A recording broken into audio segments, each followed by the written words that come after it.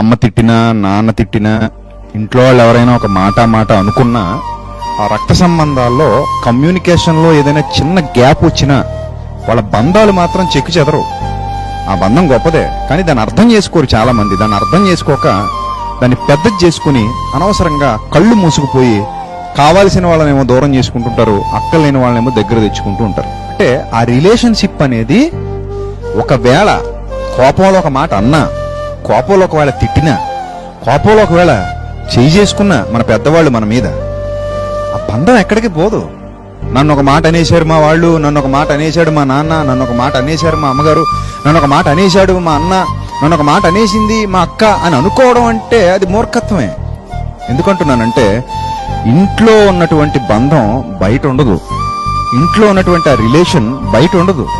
So కాబట్టి కళ్ళు మూసుకుపోయి మన అనుకునే వాళ్ళని ఎప్పుడూ కూడా దూరం చేసుకోకూడదు.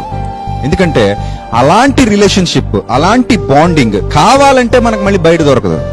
ఒకవేళ దొరకొచ్చు అక్కడక్కడ, కానీ అరుదుగా ఉంటుంది. కానీ ఎక్కువ శాతం ఇంట్లో ఉన్నటువంటి రిలేషన్షిప్ అంత గొప్పది.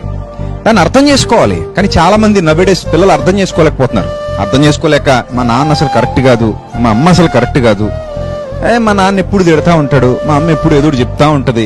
ఎందుకు వాళ్ళు చెప్తున్నారు అంటే కమ్యూనికేషన్ లో ఒకవేళ మీకు అది సరిగా కన్వే అవ్వకపోవచ్చేమో వాళ్ళు చెప్పే విషయం, కానీ వాళ్ళ ప్రేమలో మాత్రం మోసం లేదు, వాళ్ళ ఆప్యాయతలో మాత్రం మోసం లేదు, వాళ్ళ అనురాగంలో మోసం లేదు.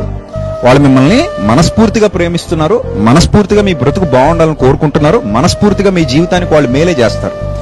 బయటవాడు ఒకవేళ తేనె లాంటి మాటలు మాట్లాడొచ్చేమో, కానీ వాడు తెలివిగా కత్తితో పీక తెగ్గోసి వెళ్ళిపోతాడు.